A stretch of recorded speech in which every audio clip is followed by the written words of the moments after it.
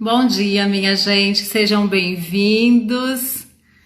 Vocês que já nesse momento, leitura da palavra de Deus, carta aos Hebreus. Estamos hoje no capítulo 7.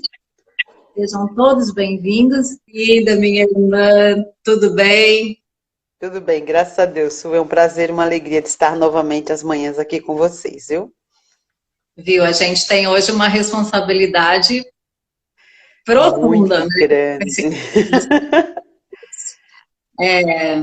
Jesus, ele foi feito um ministro do santuário de Deus no céu, sacerdote eterno, para sempre. Nós vamos ler isso aqui agora, hoje. E Verdade. o Santo venha, né, nos revelar as verdades desse texto, nos lembrar e firmar essa palavra no nosso coração. Jesus Cristo, nosso sumo sacerdote perfeito, sem pecado, um sacerdote eterno. Vamos lá, capítulo 7 da carta aos Hebreus. Esse Melquisedeque, só um parêntese, gente. Ontem, no capítulo 6, o último versículo, ele está falando a respeito da ordem de Melquisedeque, né? Ele termina falando que Jesus entrou por nós no céu como precursor, na presença de Deus, né? No Santo dos Santos, como precursor, tornando-se sumo sacerdote para sempre, segundo a ordem de Melquisedeque. Então, ele agora começa falando um pouco mais sobre esse personagem, Melquisedeque. Esse Melquisedeque, rei de Salém, sacerdote do Deus Altíssimo, encontrou-se com Abraão quando este regressava da matança dos reis e o abençoou. E deu-lhe também a Abraão o dízimo de tudo. Seu nome significa primeiramente rei de justiça e também rei de Salém, que é rei de paz. Sem pai, sem mãe, sem genealogia, não tendo princípio de dias, nem fim de vida, mas feito semelhante ao Filho de Deus, ele permanece sacerdote para sempre. Considerai, pois, como esse homem era importante, a quem até o patriarca Abraão deu o dízimo dos melhores despojos. Aqueles que dentre os filhos de Levi recebem o sacerdócio têm ordem, segundo a lei, de receber os dízimos do povo, isto é, de seus irmãos, ainda que estes também sejam filhos de Abraão. Mas aquele cuja genealogia não é contada entre os que recebeu dízimos de Abraão e abençoou o que havia recebido as promessas. Sem contradição alguma, o inferior é abençoado pelo superior. Neste último caso, homens mortais recebem os dízimos, no outro, porém, aquele de quem se afirma que vive. E por assim dizer, até Levi, que recebe dízimos, pagou-os por meio de Abraão, pois ele ainda não havia sido gerado por seu pai quando Melquisedeque encontrou-se com Abraão. Portanto, se a perfeição viesse por meio do sacerdócio levítico, pois foi com base nele que o povo recebeu a lei. Que necessidade haveria ainda de que outro sacerdote se levantasse segundo a ordem de Melquisedeque e não segundo a ordem de Arão? Pois mudando o sacerdócio, necessariamente se faz também mudança de lei. Porque de quem são ditas estas coisas permanece a outra tribo, da qual ninguém prestou serviço ao altar. Pois é evidente que nosso Senhor procedeu de Judá, tribo ao qual Moisés nunca atribuiu sacerdotes. E isto é ainda muito mais evidente quando a semelhança de Melquisedeque se levanta outro sacerdote, constituído não conforme a lei de mandamento carnal, mas segundo o poder de vida indissolúvel. Porquanto se testifica, tu és sacerdote para sempre, segundo a ordem de Melquisedeque. Portanto, por um lado, se revoga a anterior ordenança por causa de sua fraqueza e inutilidade, pois a lei nunca aperfeiçoou coisa alguma. E, por outro lado, se introduz esperança superior pela qual nos chegamos a Deus. E visto que não é sem prestar juramento, porque aqueles sem juramento são feitos sacerdotes, mas este com juramento por aquele que lhe disse: o Senhor jurou e não se arrependerá. Tu és sacerdote para sempre. Por isso mesmo, Jesus se tem tornado fiador de superior aliança. Ora, aqueles são feitos sacerdote em maior número, porque são impedidos pela morte de continuar. Este, no entanto, porque continua para sempre, tem o seu sacerdócio imutável. Por isso, também pode salvar totalmente os que por ele se chegam a Deus, vivendo sempre para interceder por eles. Com efeito, nos convinha um sumo sacerdote como esse, santo, inculpável, sem mácula, separado dos pecados e feito mais alto do que os céus, que não tem necessidade, como os sumos sacerdotes, de oferecer todos os dias sacrifícios primeiro, por seus próprios pecados, depois pelos do povo, porque fez isso uma vez por todas, quando a si mesmo se ofereceu. Porque a lei constituiu os sumos sacerdotes a homens sujeitos à fraqueza, mas a palavra do juramento, que foi posterior à lei, constituiu o Filho, perfeito para sempre. Aleluia! Oh, bênção! É lindo demais, né? Olha, é de tirar o fôlego. É de tirar o fôlego da gente. Meu Deus, quanta informação aqui, quanta riqueza, quantas coisas para a gente aprender e pesquisar, né? O que vocês que estão aqui na live, escreve aí, o que vocês pensam a respeito de Melquisedeque? Quem foi esse homem? Qual é a ideia de vocês? Qual é a informação que vocês têm? Ou, por esse texto, né? Qual é a revelação que chega ao seu coração a respeito desse personagem? Que é um pouco assim, alguns têm uma certa polêmica de quem seja, enfim, né? Mas vamos lá, vamos então fazer os nossos comentários, Ivoneide. Amém. Melquisedeque, né? Ele aparece, né, ali em Gênesis 14, do 18 ao 20, né? Quando ele abençoa Abraão, né? Ele diz assim: Melquisedeque, rei de Salém, trouxe pão e vinho, era sacerdote do Deus Altíssimo, abençoou ele a Abraão e disse: bendito seja Abraão pelo Deus Altíssimo, que possuis os céus e a terra. E bendito seja o Deus Altíssimo que entregou os teus adversários nas tuas mãos e de tudo lhe deu Abraão o dízimo. Então essa é a primeira vez que aparece aqui Melquisedeque na palavra do Senhor, lá em Gênesis, quando ele tem esse encontro com Abraão. Muito interessante esse capítulo, né? A gente percebe que Hebreus, o autor, ele continua trabalhando, né, as questões que os judeus levantavam acerca de alguns que eles tinham como mito. Então, ele vai tratando, e aqui ele vai chegar em Melquisedeque e falar sobre ele. Né? O meu título do capítulo 7, o primeiro título diz assim, ó, Melquisedeque, tipo de Cristo. Então, ele deixa claro aqui do 1 ao 4, que ele é um tipo de Cristo, mas ele não é Cristo. Ele diz de quem Melquisedeque é, que ele não tem uma genealogia, que ele simplesmente ele apareceu, ele teve seu papel importante.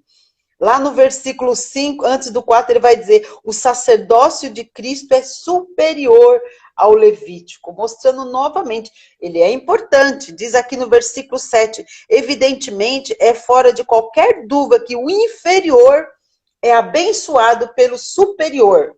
Então, Cristo é superior. Né? Ele abençoa, né? Ele é rei, ele é sacerdote, ele é profeta, então ele é superior a todos esses outros, sem tirar a importância, né, da entrada de Melquisedeque, né, dentro da nossa história. Então eu acho muito interessante isso, que o autor fala sobre isso. Para mim, esse capítulo 7 ele tinha que ser dividido em umas 3 vezes, para a gente poder dividir tópico por tópico, né? Porque ele é muito profundo para a gente poder explicar em tão pouco tempo.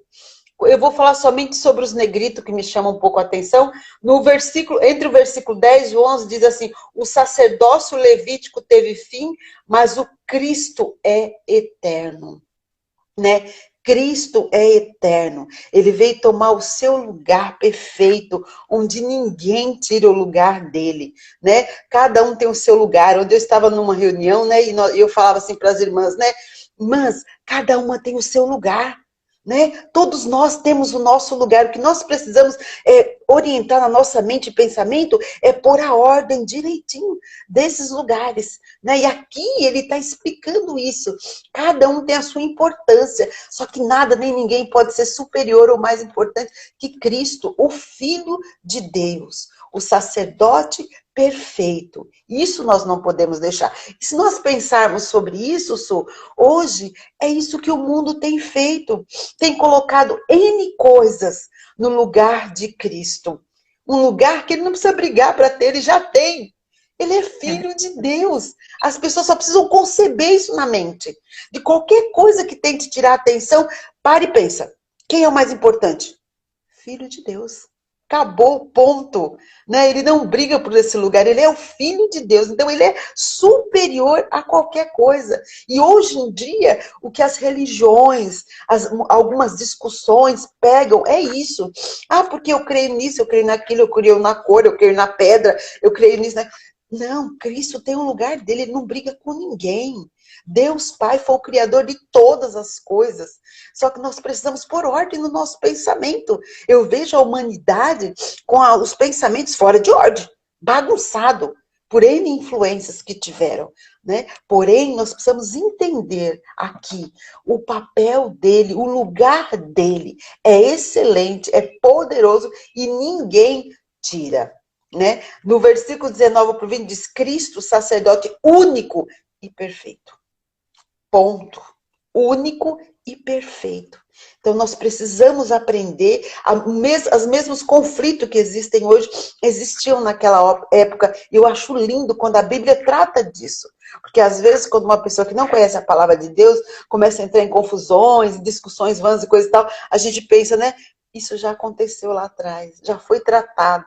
Né, sobre essas confusões, sobre esses lugares, né, porque o próprio Cristo diz, né, que ele queira ser o primeiro, que seja o último, né, então quer dizer, ele fala assim, isso não é importante, cada um tem a sua importância, eu tenho a minha importância, eu vim aqui não para brigar pelo meu lugar, né, eu já tenho o meu lugar. Então, o que nós temos que ter certeza disso no nosso coração, que nós já temos o nosso lugar, né, que nós possamos cumprir ele como cristãos, como pessoas de Deus. Mas o capítulo em si, ele é muito profundo, falando acerca desse sacerdócio, dessa aparição tão importante de Melquisedeque ter recebido de Abraão, né, esse despojo, esse dízimo, né, essa coisa tão importante, né, a consciência de Abraão, lá em Números já disse que eles dizimariam, né, para ele.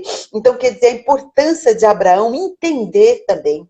Abraão, sou servo do Deus Altíssimo, não vamos dizer na linguagem de hoje, né? Não pago pau para ninguém, eu sou o cara. Não, ele nos ensina o respeito, né? Era o rei daquele lugar, era um rei de paz, um guerreiro, né? E da mesma forma, quando ele se põe ao respeito, o rei também se põe ao respeito, glorificando o Deus Altíssimo de Abraão, reconhecendo a soberania e o poder do Deus de Abraão. Olha que coisas, a gente quer o respeito, mas a gente não se dá, né?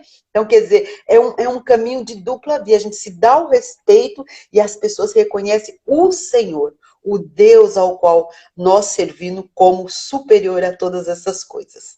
Amém? Amém. Amém. Graças a Deus. Gente, sejam bem-vindos, vocês que entraram aí depois, viu? Todos bem-vindos. Deixe seu comentário. Coloque aí o que você acha sobre esse personagem Melquisedeque. É muito interessante essa questão que você levantou sobre o lugar. Isso sabia e sabe, né? Sempre soube o lugar dele. E como isso é importante para nós? Nós sabemos qual é o nosso lugar, onde é que nós estamos, né? Que reino nós estamos, em que lugar eu tenho que estar. A Bíblia fala para nós. Então, como às vezes as pessoas ficam perdidas por falta dessa consciência. da identidade de quem eu sou e qual é o meu lugar, onde que eu estou, né? A Bíblia é tão clara, é só a gente ler, né? Eu nem sei, gente. Deixa eu só trazer assim alguns pontos, sem querer comentar, mas apenas colocar para a gente pensar. Quando Melquisedeque aparece, esse encontro de Abraão com Melquisedeque, né? Abraão dá o dízimo e Abraão tem esse respeito, essa honra com ele, né? Melquisedeque, há indícios de que esse termo pode ser um título. Então, não era exatamente uma pessoa. Era um título e que, como um presidente, como um governador, né? E uma pessoa estava nesse título. Pode ser. E quando Abraão encontra esse homem, Abraão sabia o que era honra, Abraão sabia o que era ofertar, o que era oferecer a Deus, ele já sabia. Isso nos leva a crer na existência de uma lei, a lei de Deus, a lei eterna de Deus desde o princípio. Inclusive, esse Melquisedeque, ele vem de uma ordem que fala de uma linhagem de pessoas, um grupo, uma descendência, vem essa linhagem de pessoas que eram sacerdotes, que era uma ordem de sacerdotes. Então, essa lei, ela já existia. Noé, a Bíblia fala que Noé, ele era um homem que temia Deus. Então, por isso que às vezes assim a gente quer dar muitas desculpas, né? Mas não há desculpas. Sempre a lei de Deus esteve sempre presente. E Abraão, ele já sabia, né? Ele sabia como adorar, como honrar, como reverenciar.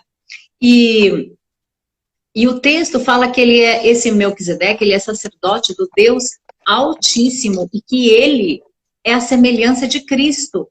Eu quero ir lá em Gênesis 14. Algo que me chama muita atenção sobre essa semelhança de Melquisedeque com Cristo, que é no capítulo 14 de Gênesis, versículo 18. Então Melquisedeque, rei de Salém e sacerdote do Deus Altíssimo, trouxe pão e vinho. Ele traz para... É muito interessante, porque esse evento de Melquisedeque, ele acontece assim, parece que não tem nada a ver com a história que está sendo narrada, né? Está falando aqui dessa caminhada de Abraão, aí acontece uma guerra, Ló é levado prisioneiro, Abraão interfere, aí o rei de Sodoma vem agradecer a Abraão, e nesse lugar que eles se encontram, aparece Melquisedeque. E era esse rei dessa cidade, desse lugar, né? Provavelmente Jerusalém, e ele traz para Abraão pão e vinho. Quando o maior ato de memória de Cristo, do sacrifício de Cristo, é a ceia, é quando nós nos reunimos para lembrarmos desse sacrifício de Cristo. E nós fazemos isso de uma maneira memorial, né? Paulo recomenda. E o próprio Cristo assim deixou também. Ele fez isso com os seus discípulos. Jesus, ele ofereceu para os seus discípulos, era ali uma alimentação, um jantar, mas o pão e o vinho, eles têm uma representação do corpo e do sangue de Jesus Cristo. E foi isso que Jesus veio trazer para nós. Quando Melquisedeque aparece com pão e vinho, eu olho para Jesus e eu vejo Jesus aparecendo no mundo, na terra dos homens, se fazendo igual a nós, se fazendo carne igual a nós, porém sem pecado, como o próprio capítulo 7 de Hebreus descreve, sem pecado. Mas ele vive essa vida de humano e ele vem com o seu corpo e com o seu sangue. Nos oferece pão e vinho. Jesus traz isso para nós. Ele trouxe isso com a sua própria vida. A vida dele é o nosso alimento. né? O sangue dele é a nossa purificação, é aquilo que nos traz vida eterna e vida abundante. Então, quando o autor fala dessa semelhança, pão e vinho, e também por ser, como foi lido, né, e como você comentou também, essa eternidade do sacerdócio, essa perfeição do sacerdote, né? Mas nós olhamos para esse ato do pão e do vinho e lembramos que Jesus veio aqui fazer isso. Ele veio entregar o seu corpo por nós. Ele veio derramar o seu sangue nessa terra. E isso está registrado nos céus eternamente. Sabe, pode acontecer tudo o que vai acontecer que nós sabemos. Né? A Bíblia nos fala do fim dos tempos, da renovação de céus e terra, da descida da Nova Jerusalém, todos esses eventos que vão acontecer. O sacrifício de Cristo vai permanecer. Esse corpo e esse sangue que Ele nos oferece, isso é eterno. Nós sempre vamos comer à mesa do nosso Pai. Nós sempre vamos ter essa comunhão com Ele, por causa do sacrifício de Jesus Cristo. E Ele veio cumprir o seu papel, e Ele adentrou no santuário do Deus Altíssimo. E isso é para todos sempre. Para todos sempre. Isso é eterno. Gente, essa verdade tem que transformar a nossa vida. Essa verdade tem que transformar a maneira da gente viver hoje. Tem que transformar a maneira da gente pensar. É uma entrega eterna, é uma entrega completa, plena, dele mesmo. Ele se entregou por nós. Ele se entregou. Como é que a gente pode responder a essa entrega, né? Como é que a gente pode... Abraão, ele deu uma resposta ali para Melquisedeque. Abraão, Melquisedeque abençoa Abraão, né? E diz, bendito seja Abraão pelo Deus Altíssimo. Olha, o Melquisedeque, ele era um sacerdote, ele estava trazendo a bênção de Deus sobre Abraão. Gente, que coisa interessante, né? Porque Deus disse para Abraão assim, seja uma bênção, eu vou te abençoar, você é uma bênção, né? E aí aparece esse sacerdote e fala assim, ó, eu vim aqui hoje te abençoar com a bênção do Deus Altíssimo, e eu vim te trazer pão e vinho. E esse Deus Altíssimo, Criador dos céus e da terra, e bendito seja o Deus Altíssimo que entregou os teus inimigos nas tuas mãos. E Abraão ainda era, né? Deu-lhe o dízimo de tudo. Foi a maneira ali que Abraão entendeu, né? Que eram feitos e que nós temos essa referência. Abraão deu o dízimo de tudo o que ele tinha à mão. Né? Ele ofertou para esse sacerdote. Então, isso também nos ensina. Cristo veio, se entregou, nos trouxe esse pão e esse vinho. O que é que nós podemos entregar para Ele? Que eu e você podemos entregar para Ele hoje? Né? Não estou aqui falando de dízimo. O nosso coração. Se o nosso coração estiver entregue, com certeza você vai entregar tudo que precisa. Tudo que você tem que entregar para Ele. Que Ele te abençoou. Essa bênção de Abraão, ela nos alcança. Nós somos benditos por causa de tudo que Deus já preparou. E Deus usou Abraão, Deus chamou Abraão, Deus usou essa figura do Melquisedeque para nos ensinar. E nós somos abençoados, somos famílias benditas da terra. Amém. Famílias benditas da terra. Então, que a gente reflita um pouco, né? O que é que eu posso entregar? Abraão nos deixou o exemplo. E entregando o dízimo. Entregando coisas de valor para aquele homem, para aquele sacerdote, né? Jesus é o nosso sacerdote. O que nós temos de maior valor para entregar para Jesus? Onde está todo o nosso coração, é o que nós temos de maior valor. Então, talvez, é por aí que a gente tem que começar, o nosso coração, né? E aí, com o coração, a gente rende toda a nossa vida. Porque é do coração que saem todas as saídas da vida. Tudo que nós fazemos sai do coração. Ai, uau, né? Que coisa linda. Graças a Deus, gente, por essa palavra. É muito interessante, né, Su, essa questão de honra, né? Porque sendo um rei, sendo poderoso, né? Eu fico imaginando a cena, né? Quando Abraão se vê abençoado por Melquisedeque, né? É como se você vai ao encontro para fazer algo para uma pessoa e chega lá você se surpreende, né? Porque ela está na frente querendo te honrar também. E esse princípio de honra é tão importante. É o mesmo princípio da gratidão, né? Que nós falamos no começo do mês, né? Você ser grato, você honrar a outra pessoa, né?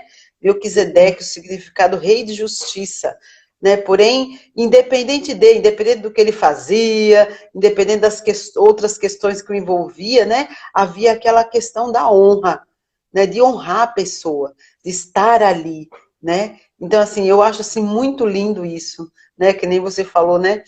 O Senhor disse para ele abençoar, né? Abençoarei os que te abençoarem, né? E de repente ele vai ali para abençoar e ele é surpreendido com aquela oferta de pão, de vinho, de Melquisedeque, se surpreende por saber que ele está honrando também o Deus Altíssimo. Então, assim, é algo assim, uma cena linda, maravilhosa, né? Que nos ensina muito, né? Acerca disso, de honrar o outro. Amém, amém. Graças a Deus, gente. É muito lindo e esse capítulo 7, leia mais em casa, tem tantas... Em casa, né? Vocês estão em casa.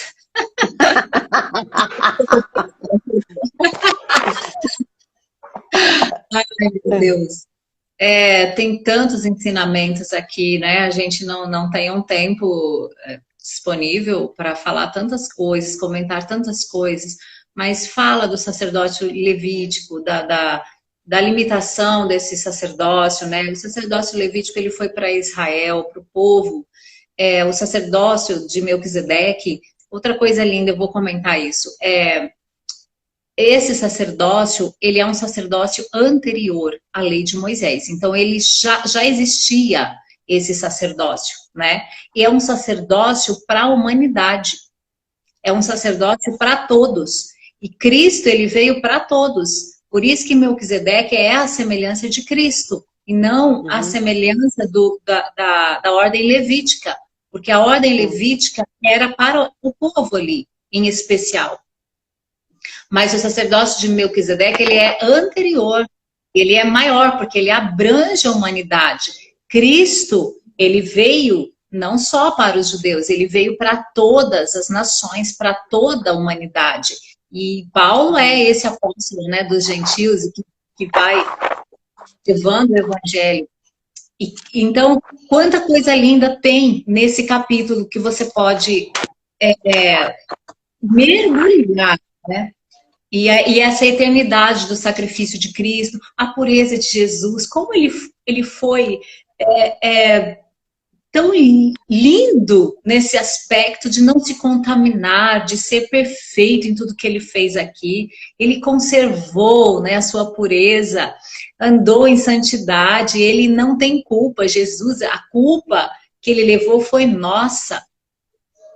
Então, tem muitas coisas lindas que a gente pode extrair, né, daqui. Ó, eu ouço a palavra no meu trabalho todo dia. Então, aí no seu trabalho, onde você está, às vezes, né, dirigindo, você vai ouvindo, ou em algum outro lugar. Então, que vocês possam ser edificados com esse capítulo 7 e esse sacrifício eterno, né, que Jesus é inalterável, é incorruptível o que ele fez por nós, é imutável. Tudo que ele faz, tudo que o Senhor Deus faz é imutável, é incorruptível. Então, que a gente saiba o nosso lugar, como você começou dizendo, né, pastora? Que a gente saiba que nós estamos nesse sacerdócio, nós estamos nesse reino desse sacerdote Jesus Cristo. E ele nos fez também sacerdotes, né? Amém, gente? Amém. Graças a Deus.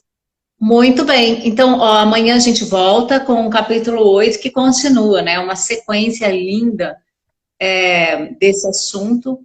E você é nosso convidado para estar aqui. Chame mais alguém, divulgue, né? A palavra de Deus, divulgue isso.